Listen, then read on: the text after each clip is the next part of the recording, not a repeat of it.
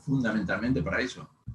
Sí, o sea, bueno, y con respecto a la cronicidad, para agregar que exceptuando las fracturas, todos llevan cierta cronicidad hasta que aparecen los cambios radiológicos, no es que aparecen de un día para el otro. Pero, exceptuando la fractura. Ahora vamos a hablar un poquito de diagnóstico diferencial, pero básicamente el proceso empieza con la inflamación y la manifestación en la distensión de los fondos de saco, con un moderado dolor, y no hay otro. ¿Me explico? Si nosotros sacamos una placa en ese momento, no hay ningún síntoma de nada. O sea, no hay síntomas radiológicos en el primer proceso, en la primera parte de la enfermedad, o cuando se inicia. Por eso yo insisto sobre saber dónde están los fondos de saco que le va a dar el NICO, y nosotros todos insistimos sobre eso para que podamos hacer el diagnóstico bastante precoz, ni bien se inicia la enfermedad, porque una vez que avanza, nosotros no la podemos más retroceder, la podemos mantener a donde está, pero retrocederla es imposible. Y no solo mantenerla, sino que avance lo más lento posible. Ese es nuestro objetivo de máxima, yo siempre digo lo mismo. Y después otra, ¿cuánto tiempo permanece el color santo cromático dentro de la articulación? Y es variable, pero hasta un mes. Y después también depende si se sigue lesionando la articulación o si no, es medio... ¿Cómo? No es fácil dar un... Pero la sangre no afecta a la articulación, ¿eh? No, yo me refiero porque en teoría el centro cromático es ¿cómo es? Que se va metabolizando esa sangre. Si hay otro estímulo, algo que produzca sangrado otra vez intraarticular, va a volver a mantenerse esa saltocromía en el tiempo. Eso voy. Obviamente, es muy relativo. Claro. Sí, ahí comparto con eso. Y aparte, otra cosa, todo depende de la cantidad de sangre que se haya volcado hacia la luz articular también, ¿no es cierto? El tiempo que va a evolucionar eso.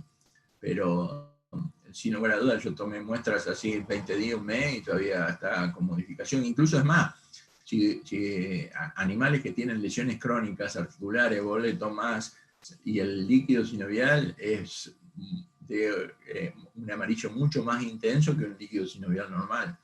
Eso es por crónicamente queda alto de pigmentos. Ninguna más. Voy a parar, hay una...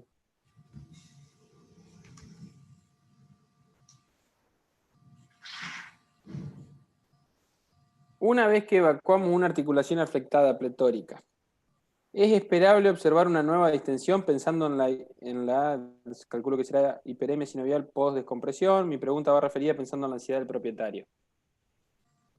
No.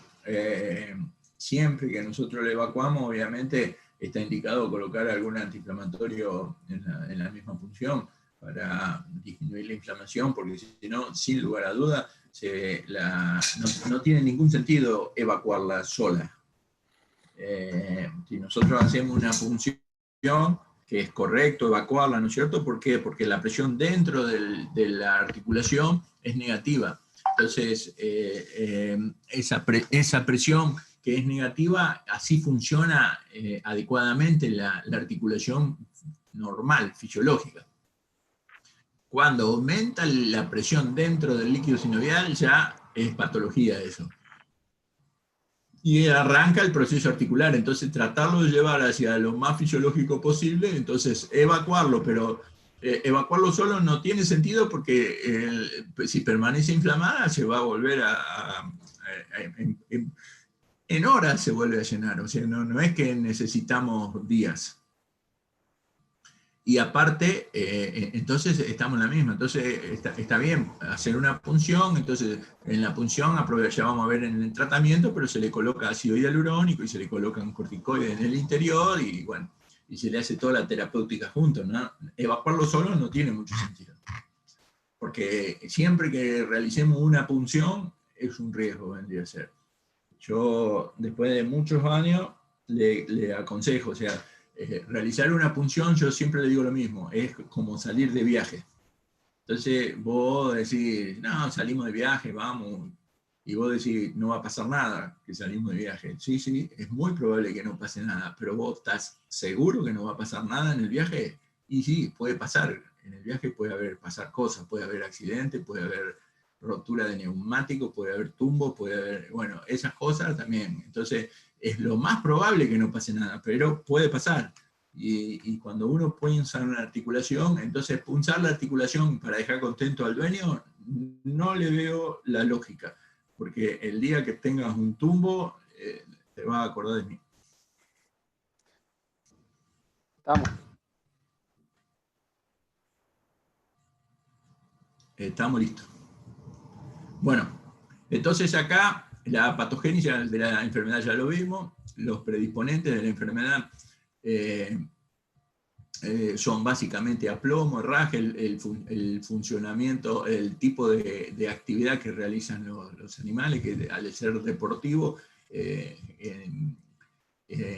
entonces predispone a grandes exigencias y eso es predisponente, o sea, el tipo de actividad es muy importante. En los caballos de carrera, todos, yo te diría que cuando terminan las competencias tienen en alguna articulación algún grado de enfermedad articular degenerativa. Después, obviamente, el aplomo, por eso un chueco vale la mitad de lo que vale un animal que no es chueco, porque si el aplomo no es el adecuado, las líneas de fuerza no pasan donde tienen que pasar y predisponen a todo tipo de lesión. Si está mal errado, y el tipo de pista donde trabaja, todo el peso del choque y todo lo que aumente la concusión en las articulaciones va a ser predisponente. Con respecto a los signos clínicos, ya los vimos, rayo X ya lo vimos, diagnóstico diferencial. Acá lo tenemos que diferenciar básicamente con 2 o 3 enfermedades básicas. La primera, lo que dijo Nico, una fractura. Una fractura va a producir una inflamación de la articulación, pero nosotros sacamos la placa y vamos a ver la fractura. Entonces no es una enfermedad articular degenerativa, es una fractura. Entonces, bueno, obviamente tiene un tratamiento distinto, hay que esperar que se produzca, como hablamos el otro día cuando hablamos de huesos, si vemos una fractura, hay que esperar que tenemos el diagnóstico de fractura y bueno, ya vimos cómo se cicatriza un hueso, entonces nosotros sabemos lo que tenemos que hacer ante una fractura. Y obviamente el reposo y tratar de fijar esa fractura es el tratamiento que corresponde. Otra enfermedad se denomina OCD, o se llama osteocondritis disecante. La OCD es un problema en la irrigación del hueso del cartílago, la parte calcificada del cartílago, en el cual no se forma adecuadamente y entonces queda como un colgajo de cartílago y bueno, y eso puede ser que no moleste nunca o puede ser que en algún momento comience a inflamar la articulación.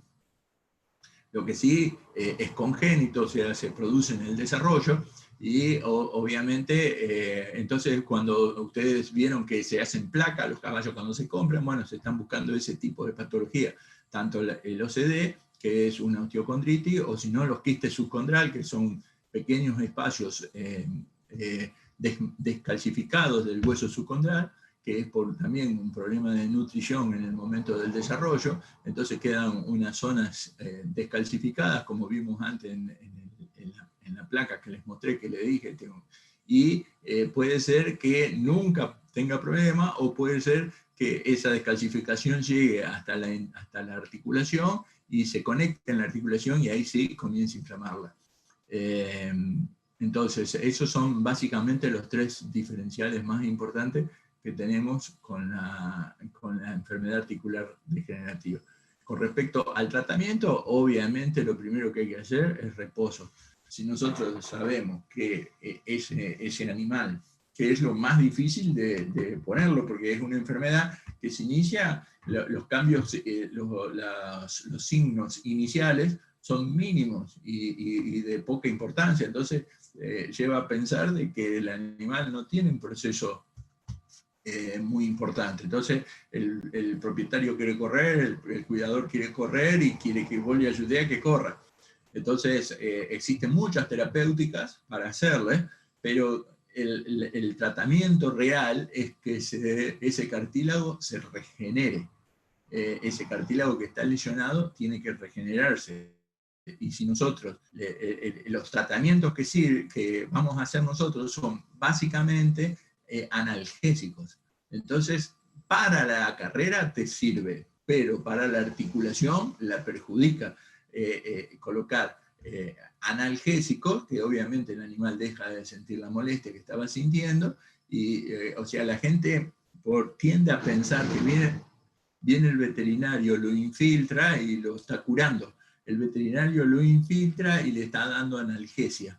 Él lo ve mejor, pero no porque está mejor, porque le duele menos. Pero el cartílago articular está con el mismo grado de lesión, y entonces es de esperar que cuando vengan los próximos esfuerzos, y ese cartílago ya vimos las alteraciones que va a tener en su funcionalidad, y por lo tanto, cuando vengan sucesivos esfuerzos, va a continuar destruyendo hasta que llegue al hueso subcondral, y bueno, ahí es otra historia. Entonces, después la fisioterapia, dentro de eso la terapia con frío y demás, a mí me parece muy adecuada hacerle frío y hacerle DMCO con corticoides desde el exterior. O sea, el DMCO es dimetilsulfóxido, que es una droga que permite atravesar piel intacta. Entonces, y a su vez por sí solo es un AINES. Y mezclar este AINES con un corticoide es una muy buena opción para pincelar, bien en forma de gel. Siempre hay que advertirle a los propietarios, bueno, al operario que va a colocar el DMCO con corticoide, que se ponga guantes, porque así como pasa la piel intacta del caballo, pasa la piel intacta de él. Entonces se absorbe el corticoide, se absorbe el DMCO, y este DMCO en forma prolongada puede llegar a ver, porque ¿qué pasa? El caballo vos se lo ponés un tiempito, pero el operario, probablemente si hay mucho caballo, está continuamente poniendo en la articulación de uno, en la articulación del otro, en la articulación del otro, y va a terminar con problemas hepáticos debido al DMCO él. Por lo tanto, hay que advertirle eso, porque que se ponga guante o mínimo una bolsita de polietileno para evitar el contacto del DMCO con la piel de él. Los antiinflamatorios, entonces esto por vía local, ¿no es cierto? La fisioterapia fría, el reposo y corticoides con DMCO. Eso me parece. También acá se coloca antiinflamatorio osmótico como el barro, que son sales mezcladas con barro, o sea, con una especie de masilla, y entonces se coloca en la superficie, y por ósmosis, al tener gran concentración de sales, trae tal cual como funciona, como es antiinflamatorio el barro de Mar Chiquita o de tantos lugares donde las aguas son tan saladas que dicen que funcionan para las artrosis y demás. El efecto que hace realmente es eso, produce por ósmosis, produce una leve desinflamación. Después... Y mancharte todo cuando lo revisás también. Sí. Sí, para colmo ahora se pone de moda que le ponen un colorante para que parezca más efectivo, que no tiene absolutamente nada que ver, obviamente. Incluso el efecto es bien moderado, antiinflamatorio es bien moderado. Y entonces les parece que si ponen eso, que tiene un color azul intenso, te quedan todos los dedos sucios. Pero bueno, esos son problemas comerciales del tema. Pero está bien, el barro, después se hace una mezcla con lo más barato, 1 kilo de sal, 1 litro de agua, y los cordobeses le ponen jarilla ahí también, y entonces con eso empapan un trapo rejilla y lo ponen sobre la zona, y después un nylon y una venda, y entonces eso actúa exactamente de la misma forma en el lugar, y bueno, tiene levemente efecto inflamatorio. Lo que yo disiento y peleo siempre es que se lo ponen por las dudas. Por ejemplo, el animal trabaja y le ponen en las 4 patas, y si no tiene ningún sentido, aparte de lo incómodo que debe ser dormir con todo ese pegoteado ahí, los pelos y eso que calienta ahí, porque realmente que estar todo vendado así en verano, no, bueno, pero son prácticas que se van copiando y copia uno de otro, y no tienen ninguna lógica colocar antiinflamatorio donde no hay inflamación. O sea, vos no podés poner antiinflamatorio por las dudas. Entonces, si tiene inflamación, va a actuar antiinflamatorio. Ahora, si no hay inflamación, lo único que hacemos es molestar al pobre individuo, que ya demasiado le estamos cargando, ¿no es cierto? Después, Dentro de lo inflamatorio, el más usado es la fenilbutasona. Es el más usado no porque es el mejor, sino es el que está permitido a nivel de Palermo y en los hipódromos oficiales, o sea, donde se hace doping, la fenilbutasona es la fenilbutasona y el LASIK, que es, ¿cómo es, Nicolás? Ya me va a salir, es un diurético. Furosemida. Furosemida, ahí está Gonzalo. El LASIK y la furosemida son las dos drogas permitidas. Entonces, acá es importante entender la fenilbutasona, como todos los AINES que vamos a hablar ahora, actúan a este nivel. Los AINES actúan sobre la ciclooxigenasa. Entonces inhiben la producción de prostaglandina y con ello disminuyen sensiblemente el dolor y la sensibilidad. Mientras que los glucocorticoides actúan acá, sobre la fosfolipasa A. Y al actuar sobre la fosfolipasa A, inhiben el ácido araquidónico y entonces inhiben la ciclooxigenasa y inhiben la lipoxigenasa, o sea, tienen un doble mecanismo, por eso son mucho más efectivos como antiinflamatorios. Aparte también tienen un efecto de estabilizador de membrana, entonces también eso actúa mejorando mejorando la inflamación muy sensiblemente. Entonces, como antiinflamatorio son mucho mejor los corticoides. Entonces, cuando nosotros necesitamos un efecto antiinflamatorio importante, hay que caer en los corticoides. El uso prolongado del corticoide tiene problemas inmunológicos y a su vez tiene problemas en la cicatrización, o sea, la formación de colágeno no se forma adecuadamente con la presencia de corticoides. Entonces, en esos casos hay que evaluarlo, pero en los momentos pero como antiinflamatorio son mucho mejores que los AINES, porque el AINE actúa únicamente sobre la ciclooxigenasa, mientras que los corticoides actúan en las dos vías, de la ciclooxigenasa y la lipoxigenasa. Que quede claro ese tema porque es muy importante, porque no son todos los antiinflamatorios iguales y es una pregunta frecuente de examen. Porque nosotros tenemos que diferenciar por qué usamos uno y por qué usamos otro.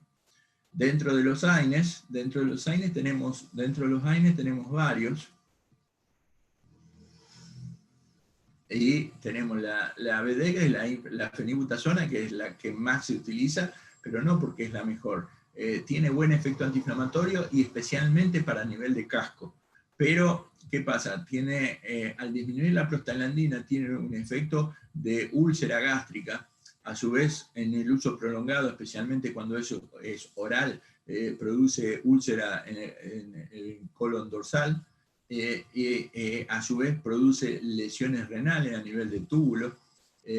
También puede producir lesión a nivel de la médula ósea y produce anemia. Y entonces, obviamente, el uso prolongado. ¿Por qué? Porque hay animales que tienen patologías, pequeñas manqueras, y les ponen fenilbutasona todos los días, y con la fenilbutasona no la manifiesta la manquera. Pero ese uso prolongado de fenilbutasona trae serios problemas sistémicos. El ácido acetil salicílico es otro AINE que se utiliza, que no es muy usado, pero se utiliza como función segregación antiplaquetario. Segregante plaquetario, entonces ese sí, la función, y también tiene función de AINE, obviamente, pero desde poco. El ácido meclofenámico es mucho más efectivo que la fenilbutasona, mucho más analgésico que la fenilbutasona, no está tan difundido, y el problema es que en dosis, cuando se eleva un poquito la dosis, enseguida produce diarrea. El fluxinilenglumina, este es una droga muy expandida, muy difundido, viene comercialmente como Banamine, y se produce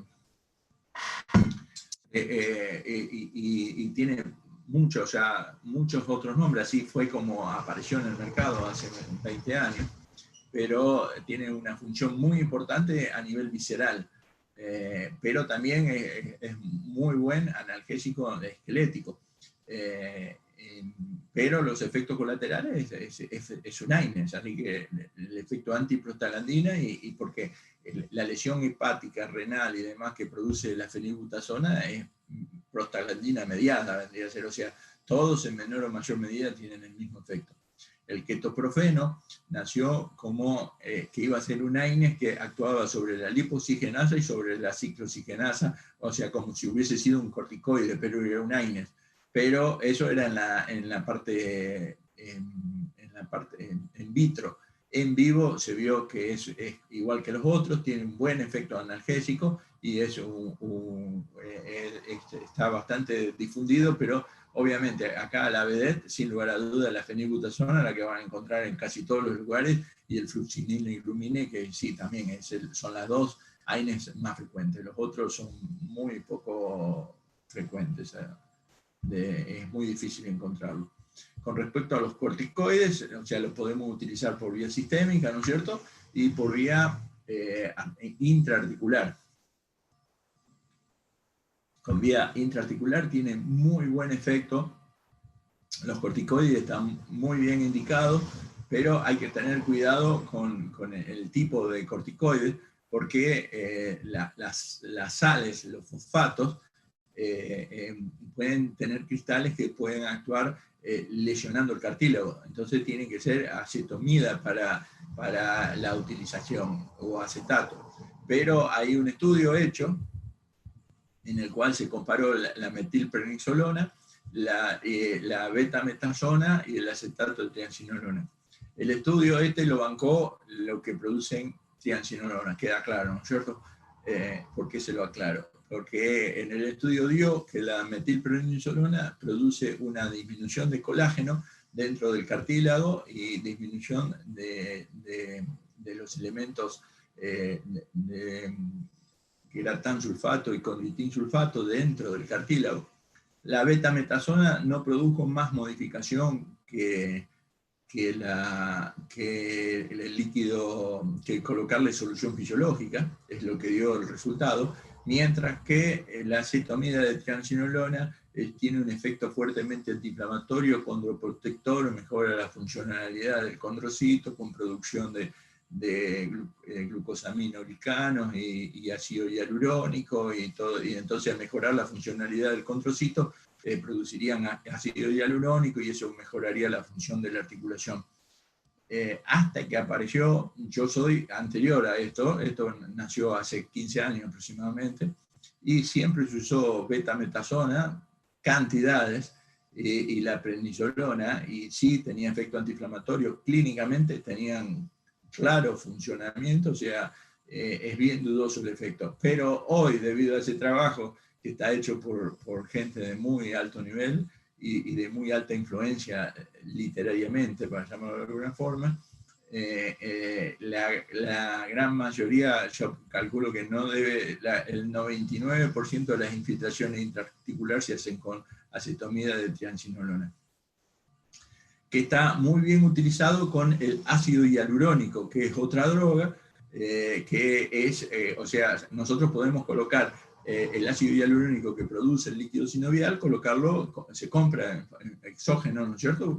Lo extraen, lo sintetizan, y se coloca ese ácido hialurónico, y ese ácido hialurónico dentro de la articulación es un polisacárido, ¿no es cierto? Que produce los sinoviocitos y los condrocitos normalmente, pero nosotros podemos colocarlo externo, y cuando nosotros lo colocamos interno, inhibe la colagenasa, y mejora la producción inhibe la colagenasa y inhibe la producción de prostaglandina, o sea, actuaría como un AINES, entonces produce un cierto grado antiinflamatorio, y como es importante, porque la colagenasa esa destruye el ácido hialurónico, entonces al inhibir la colagenasa es como detendría un poco el proceso, y aumenta la producción de los proteoglicanos dentro del cartílago, entonces mejoraría la funcionalidad del cartílago en determinado.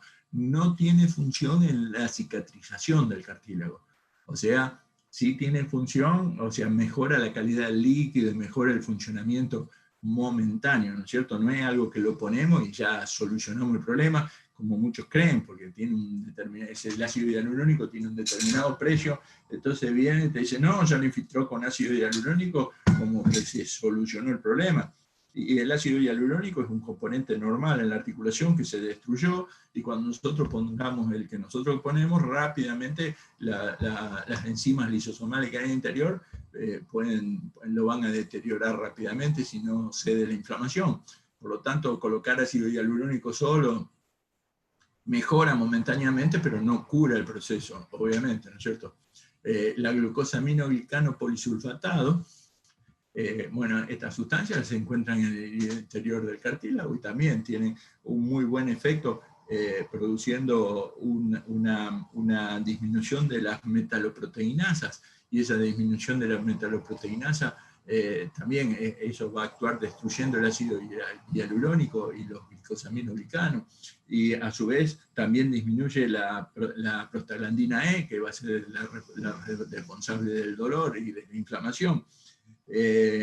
Y produce un aumento del metabolismo de los sinoviocitos. Entonces ese aumento del metabolismo de los sinoviocitos produciría un aumento en la cantidad de ácido hialurónico dentro de la articulación. Es importante que se utilice intramuscular. Vienen, no sé si todavía vienen, pero vinieron muchas presentaciones orales, como esto hay que darlo por un tiempo prolongado, entonces venían presentaciones orales y se comprobó que oralmente se destruye dentro del tubo digestivo, o sea, no se absorbe, no aparece en sangre, así que no tiene ningún sentido. Incluso venían americanas y costaban una fortuna, y bueno, después se dieron cuenta que no se absorbe. Y por vía intraarticular, que también la hemos usado, tiene la posibilidad, o sea, el efecto que produce es,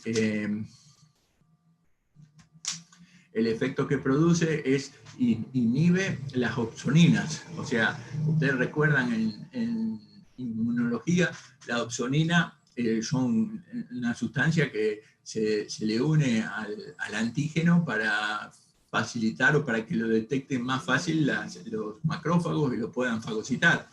Entonces, al inhibir disminuye el efecto inmunológico, para llamarlo, pero mediante las opsoninas, o sea, disminuye la opsonina y son más frecuentes.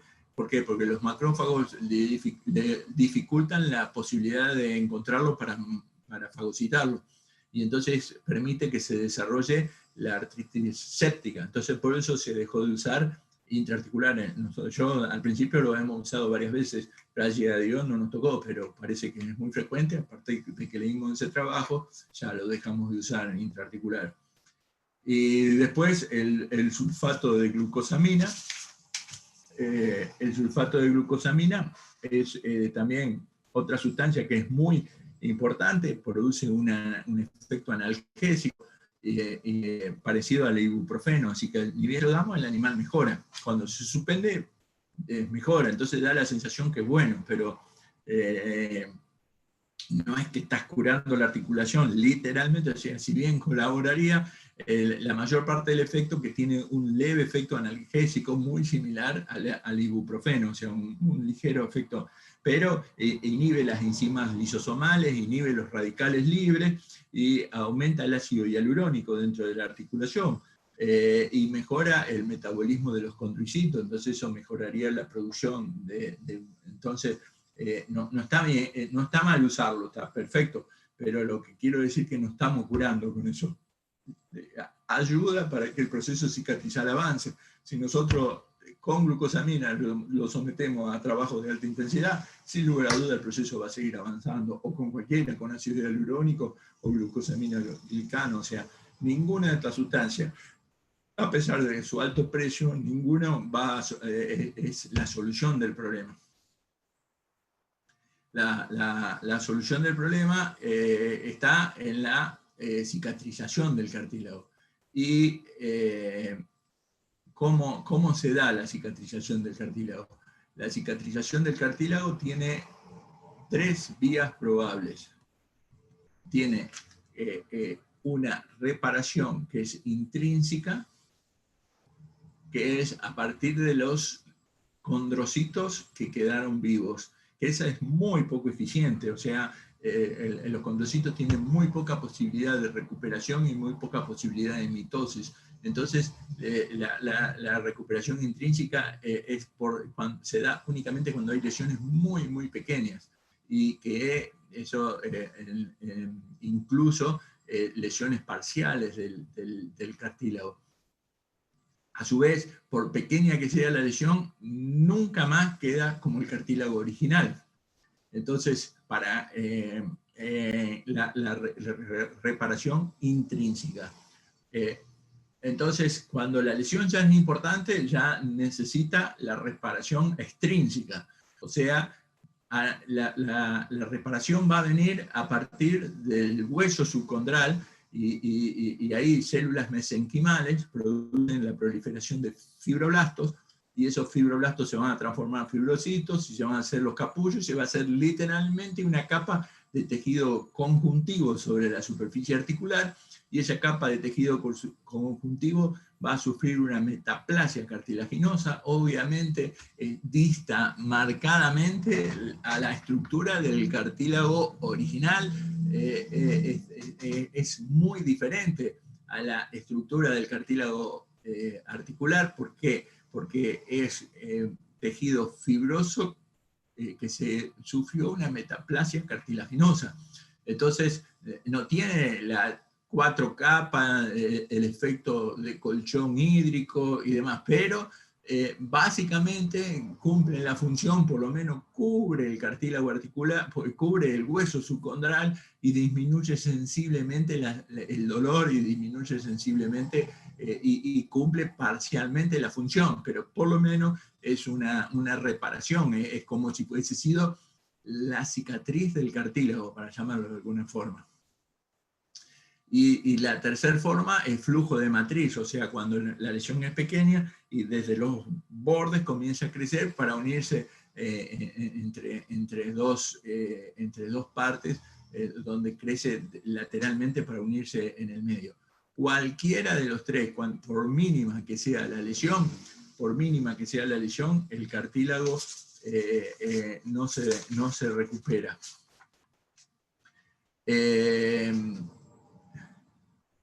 El cartílago nunca queda normal. O sea, entonces, ¿qué pasa? Ante una enfermedad articular, nosotros lo que tenemos que intentar para la mejor recuperación es intentar que se dé una de estas recuperaciones. O sea, querer avanzar y para que esto se dé, obviamente necesita que el reposo, porque en ese cartílago dañado nosotros sometemos a altas presiones, no tiene ninguna posibilidad de que se dé la cicatrización. Al contrario, lo único que vamos a lograr son aumentar los daños. Entonces, está bien darle el ácido hialurónico, está correcto darle el condroitin sulfato, está correcto darle todos los elementos.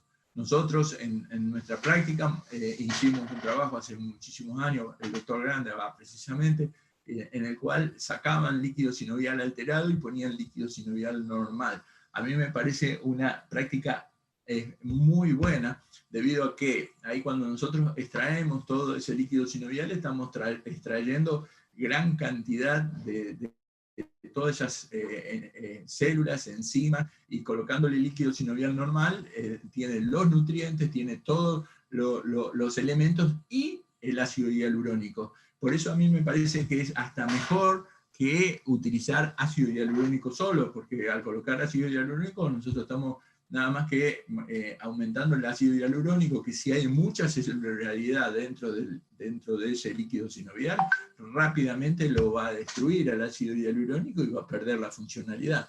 Entonces, a mí me parece una práctica que, si bien debe tener casi 40 años que el doctor hizo ese trabajo, 35 por lo menos, y está publicado en el Equine Medicine Journal, el extraer todo ese líquido sinovial y colocar líquido sinovial normal, me parece el líquido sinovial es como el plasma vendría a ser, no produce reacción, no tiene, porque es lo mismo que plasma. Nosotros, sangre, no puede haber reacción inmune por los glóbulos, pero si nosotros sacamos plasma, podemos transferir indefinidamente plasma de cualquier individuo a otro, que no va a haber reacción. Bueno, con el líquido sinovial es exactamente lo mismo. O sea, el líquido sinovial se comporta como si fuese el plasma, pero aparte de aportarle la glucosa y todos los elementos nutricionales que después van a ir al condrocito para que el condrocito produzca y mejore el funcionamiento, porque literalmente lo que tiene que mejorar es la funcionalidad del condrocito y del sinoviocito, pero fundamentalmente el condrocito. Entonces es el condrocito el que tiene que producir los glicosaminoglicanos y para que se dé el proceso cicatrizal y se produzca nuevamente, se infle nuevamente el cartílago, o ahí donde se destruyó el cartílago, que se dé la reacción cicatrizal de que proliferen los fibroblastos. Sobre esos fibroblastos se va a producir la metaplasia, pero si nosotros, cuando se está dando ese proceso, lo sometemos a altísimas presiones en los esfuerzos, le colocamos un corticoide para que no le duela y lo sometemos a altísimas presiones, obviamente, o sea, lo podemos hacer, pero tenemos que explicarle que eso va en contra de la articulación, que para la competencia nos puede ayudar, pero a la articulación la estamos destruyendo. Muy bien, ¿alguna duda hasta ahí?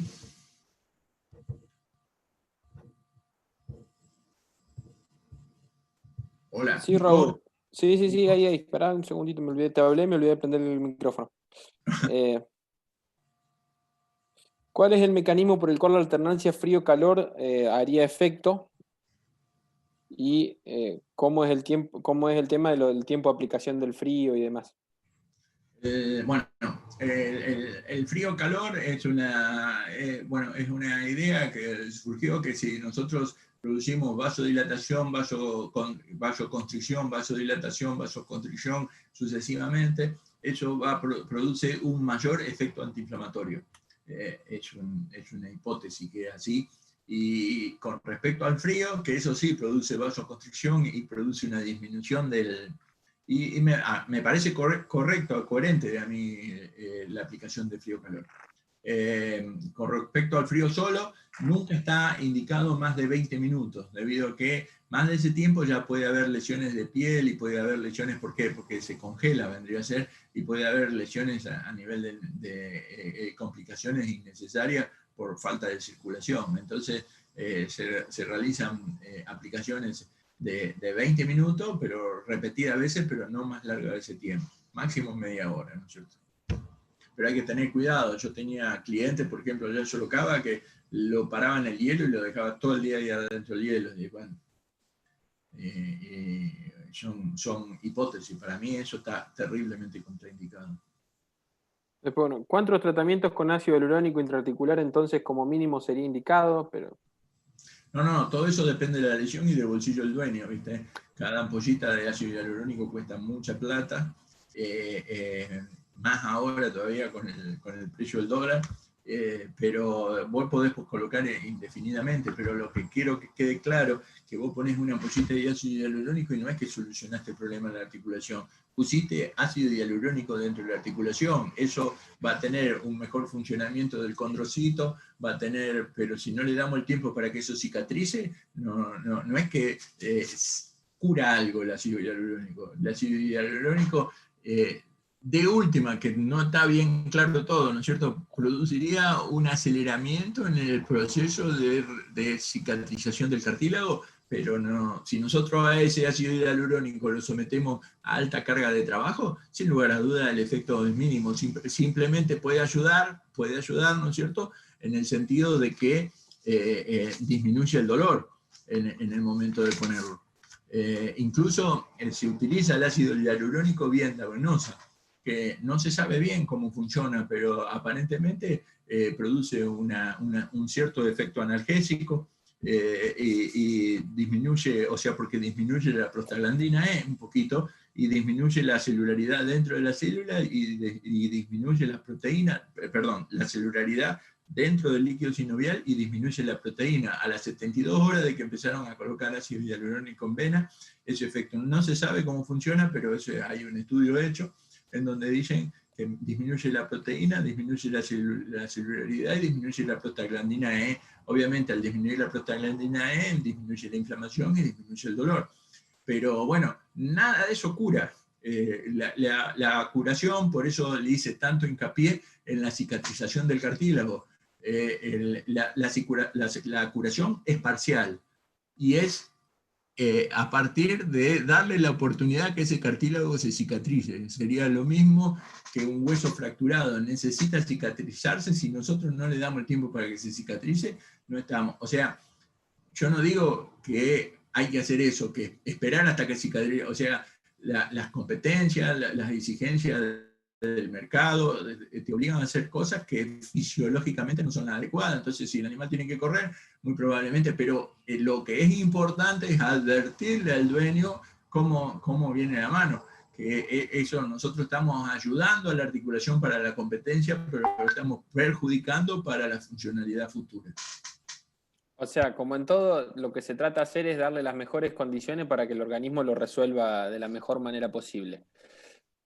Y por otro lado, chicos, para indicar todo lo que vieron ahora, son opciones terapéuticas. Después, bueno, no quiere decir que se usen todas o que cada profesional use todas. Cada cual después va utilizando. Ustedes, obviamente, al momento de rendirse las tienen que saber todas porque son las distintas opciones que pueden tener. Después, bueno, si se puede administrar glicosaminoglicanos directamente por vía endovenosa. No sé si hay en el mercado, Raúl. No, glicosaminoglicano va intramuscular, por boca tiene efecto, intraarticular tampoco, o sea, está contraindicado por el efecto que contiene con las auxoninas, como ya mencionamos. El que va endovenoso es el ácido hialurónico, ese sí. No está ahí, creo que nada más.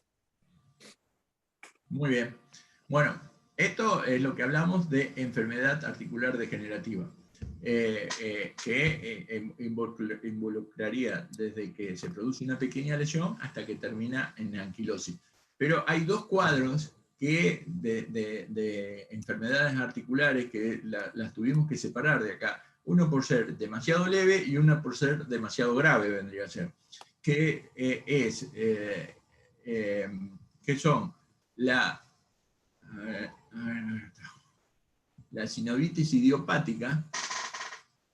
La sinovitis idiopática, que es una sinovitis, o sea, se inflama la articulación, se produce una sinovitis, aumenta la cantidad de líquido, pero no tiene etiología clara, o sea, no tiene ninguna lesión detectable que sea la causa. Entonces, la etiología es discutible, pero generalmente son por trastorno de aplomo grave. Entonces, hay zonas de la articulación que están recargadas y aumentan las presiones. No hay lesión, pero ese mismo aumento de presión produce inflamación, o sea, no hay lesión clínica o que nosotros podamos detectar. Probablemente alguna vez cuando hagamos resonancia podamos ver algo que ahora no se ve y ya veamos dónde está el problema. Pero realmente la articulación se inflama, aumenta la cantidad de líquido sinovial y es el único síntoma que hay. No hay dolor, no hay calor, no hay... Y bueno, se debe por aplomo, se debe por herraje, se debe a alteraciones del metabolismo del calcio y fósforo, de la vitamina D, o sea, son causas, o sea, problemas de conformación de hueso, vendría a ser básicamente, o sea, por el hueso mal conformado, por problemas de aplomo, o sea que un aplomo está recargando determinada zona mucho más de la que debería, entonces esa articulación que tiene una zona recargada aumenta la cantidad de líquido, no tiene ningún, o sea, los signos clínicos, lo único que nosotros vamos a ver es la distensión de los fondos de saco. Acá, ¿ven? Ahí tiene la distensión. Ahí tenemos un caso que tuve, ahí tenemos, ¿ves? Este es el fondo saco posterior, el Nico ya se lo dio en el práctico, en el tarso, tenemos fondo de saco anterior, que es este, por eso hay que saber bien dónde está el fondo de saco, y el fondo de saco posterior, que es este. Entonces están distendidos los fondos de saco. A la palpación no hay dolor, no hay frío, no claudica, no nada. Lo único que se ve es esa distensión y entonces esa enfermedad se denomina sinovitis idiopática. Aparentemente es por problema de aplomo, por un esfuerzo que hizo y ahí quedó. Y bueno, el diagnóstico obviamente hay que hacer un estudio bien detallado y poder diferenciarlo acá. El diferencial más importante es la osteocondritis, porque generalmente son potrillos estos, y entonces hay que hacer radiografía bien detallada para tratar de ver, especialmente en los lugares, ya son lugares específicos donde está la osteocondritis disecante, donde pueden aparecer, no aparecen en cualquier lugar, está bien estudiado, entonces los lugares donde puede aparecer osteocondritis disecante, pero ese es completamente otro. Hacer la diferencial con osteocondritis, con alguna fisura, o con una enfermedad articular degenerativa, con alguna fracturita, alguna lesión que tenga, que sea la responsable. Si no hay nada, entonces estamos cayendo en que es una osteocondritis, una sinovitis idiopática. Bueno, el diagnóstico diferencial, eso que dijimos recién. El tratamiento es un problema que acá de movida nosotros debemos iniciar el tratamiento con una punción, como dijo recién el alumno, la evacuación, pero colocar corticoides más ácido hialurónico dentro de la articulación, o sea, desinflamarlo y colocarle ácido hialurónico para que tenga las condiciones adecuadas y mejorar todo el funcionamiento de los condrocitos y demás para que evitar que recidive. Y entonces ese sería el tratamiento de elección. La orgoteína es otra posibilidad, es una sustancia que disminuye la producción o inhibe los radicales libres.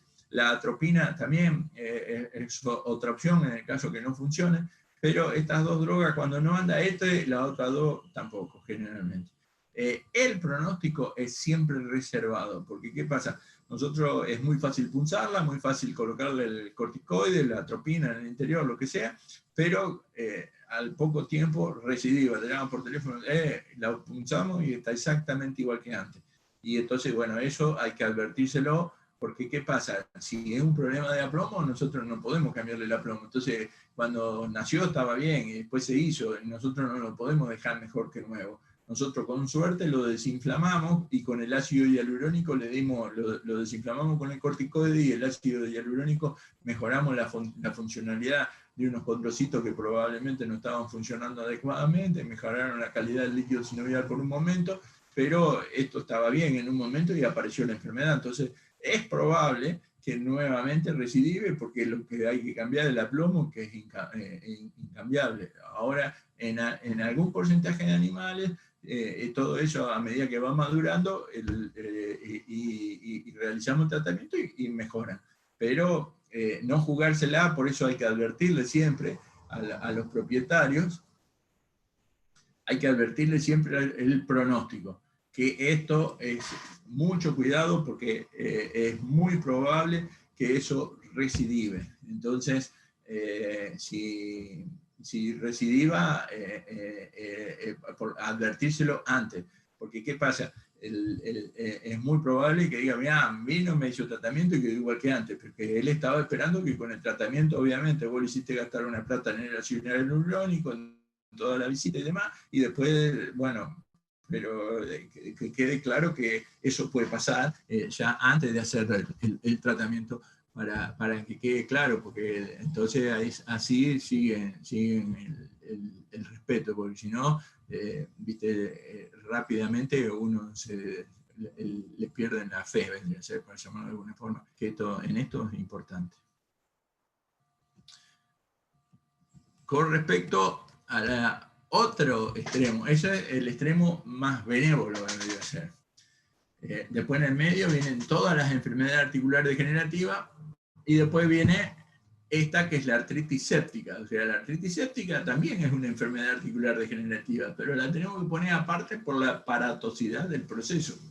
O sea, la artritis séptica puede ingresar por vía hematógena, o sea, es el caso de la onfalitis, que la onfalitis hace la osteomelitis, o sea, ingresa por el ombligo o por la o por los pulmones, ¿no es cierto? En el caso de una neumonía, y entra a circular, se hace una bacteriemia y comienza a circular, y bueno, en el potrillo, el cartílago de crecimiento es un lugar de intensísima vascularización. Entonces, la infección se localiza ahí en el cartílago de crecimiento y por contigüidad pasa a la articulación. Entonces se produce la artritis séptica por vía hematógena, que es la más frecuente y generalmente involucra 2 articulaciones, incluso a veces más, 4 o 6. Generalmente en los tarsos, pero puede darse en las babillas también o en los carpos.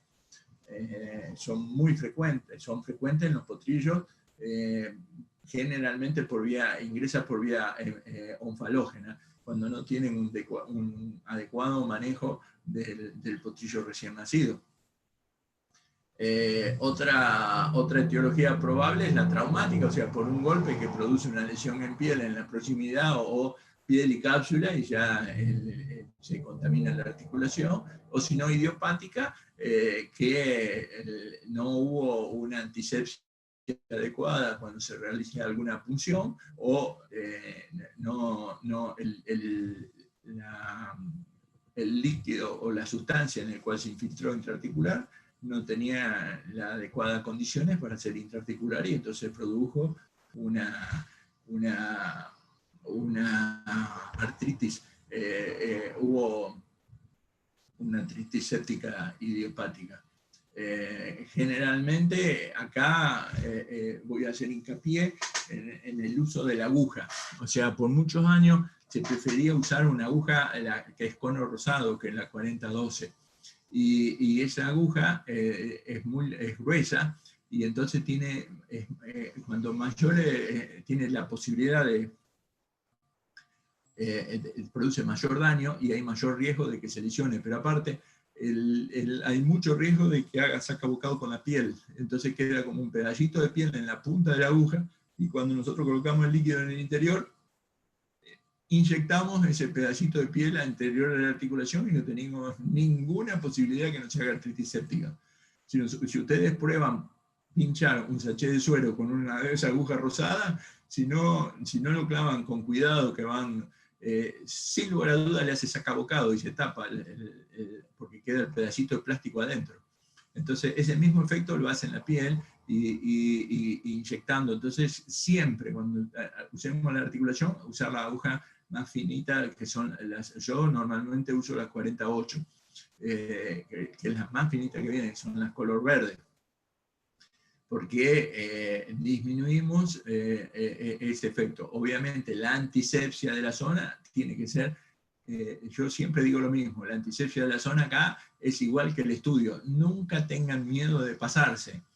Entonces igual que en el estudio, no hay que tener miedo de pasarse, hay que realizar una y otra vez y otra vez y otra vez, y cuando otra vez más y entre duda otra vez más, hasta que sale el algodón perfectamente blanco, queda perfectamente todo limpio. La tricotomía, hay estudios que, o sea, hay quienes depilan la zona donde van a punzar. Hay estudios que demuestran que no es importante el depilado, que no modifica el porcentaje de artritis séptica con el depilado, por lo tanto, nosotros no lo hacemos. Pero sí, extremadamente importante el tiempo que le van a dedicar a la antisepsia de la piel.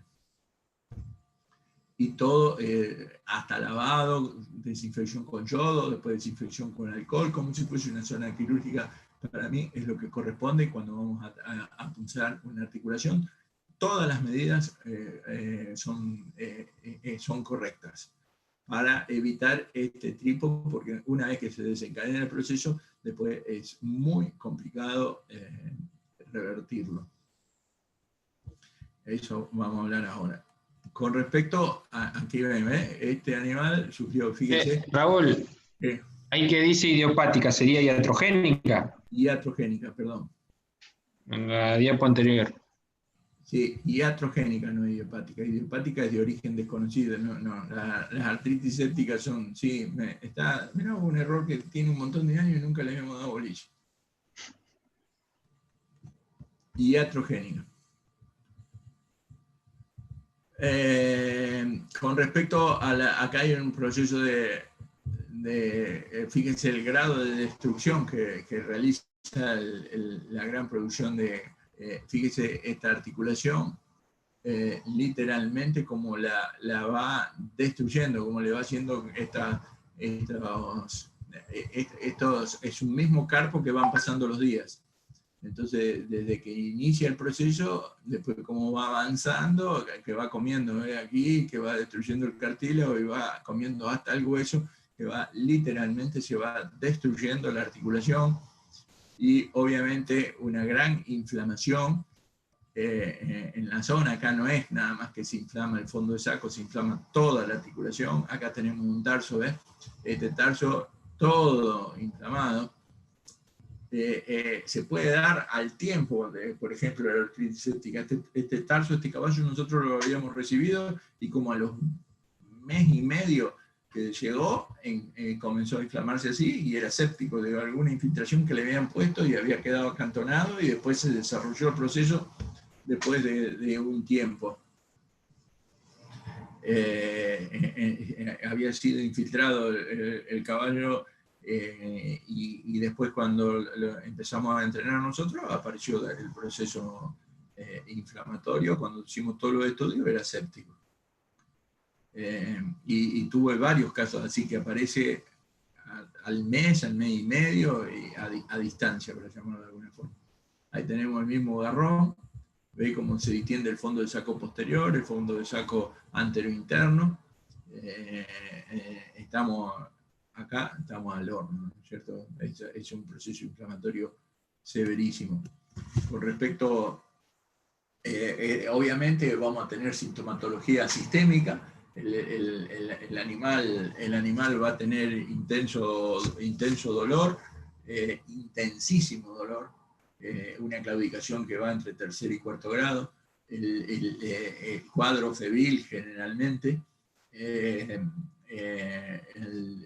o sea, síndrome febril concomitante. Obviamente, si hacemos hemograma, los blancos van a estar elevados. Si nosotros realizamos la punción de ese líquido sinovial, vamos a tener las proteínas elevadísimas, más de 4%, la celularidad entre 30 y 50.000, ya que tenga más de 20.000, ya clavado que es séptico, ¿no es cierto?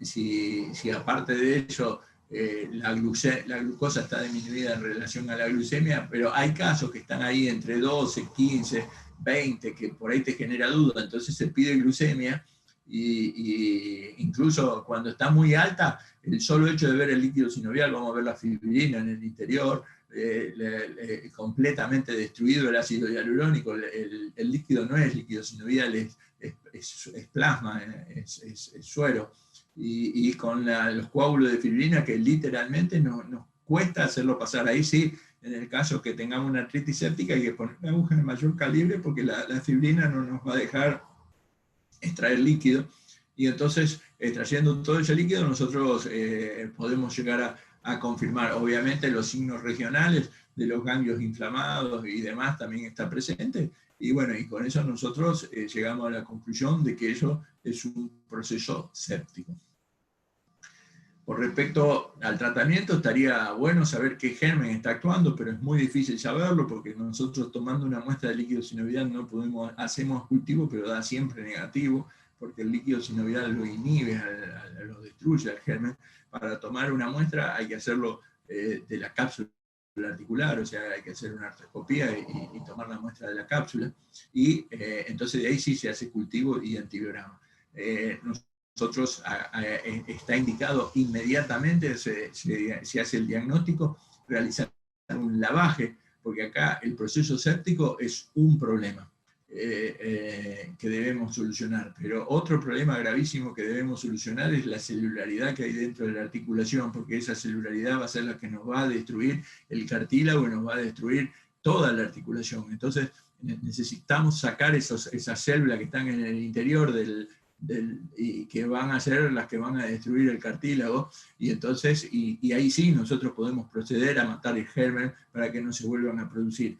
pero es condición sine qua non evacuarla. Entonces se hace lo que se denomina lavaje articular. Se colocan 2 agujas y por una se va pasando solución Ringer o solución fisiológica, pero es preferible Ringer, en el cual se produce el lavaje de la articulación. Entonces ahí va a sacar toda la fibrina, todos los detritos celulares, toda la gran cantidad de células, y después ahí dentro de esa articulación se le coloca un antibiótico que nosotros estimamos, puede ser canamicina, puede ser gentamicina, puede ser vancomicina, se utiliza, y por vía sistémica también colocar grandes cantidades de antibióticos porque llegan muy bien a la articulación, y ahí sí utilizar cestiofur, usar cestiofur con gentamicina, enrofloxacina con gentamicina, penicilina, gentamicina, o sea, las combinaciones que nos parezca en el momento, pero lo que sí es importantísimo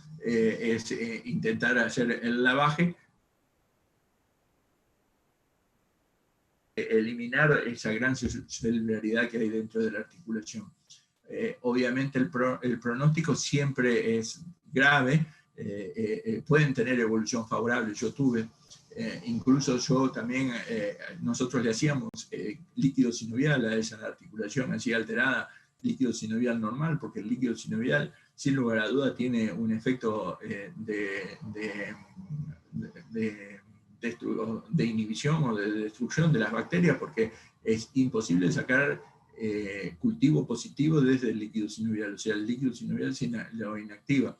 Y entonces colocar líquido sinovial para que se nutra todo ese cartílago que está especialmente, porque toda esa cápsula va a estar alterada por la gran inflamación y los sinoviocitos, entonces a mí me pareció coherente y nosotros lo hacíamos. Y nosotros, yo también estoy haciendo últimamente aspirado medular dentro de la articulación, que también tuvimos muy buenos resultados, y tuve animales que pensaba que no iban a competir, que volvieron a competir con el tratamiento después del lavaje con aspirado medular. Raúl. Sí. Hay una acá que si la artritis infecciosa te puede llevar a la meningitis. Sí. Todo proceso séptico importante puede llevarte a la meningitis. Obviamente no en la mayoría, incluso puede ser la meningitis por la destrucción de la celularidad en la zona, pero aparte por el dolor y el apoyo continuo en el otro miembro puede dar la meningitis por presiones, ¿no es cierto? Como se da en el miembro sano cuando hay una lesión importante en un miembro. Si se demora todo el proceso del tratamiento y eso, sin lugar a duda puede haber la meningitis por los 2 mecanismos. Y creo que nada más como para contestar así. Bueno, si no hay nada más, ya estamos en horario. Y bueno, espero que les haya servido. Seguimos el lunes, creo que sigue con músculo el lunes. Mañana tienen clase a la mañana con pequeños. A las 8 con pequeño y a las 10 anestesia doy yo, lo que es artrocentesis, anestesia perineural, algo de sujeción físico-química y alguna otra cosita más. Claro, hay práctico a las 10 con Nico y a la mañana temprano con Juan y Nico, los especialistas en pequeño. La parte pequeña. La parte pequeña. Bueno, nos vemos mañana entonces. Nos vemos. Chao. Chao. Nico.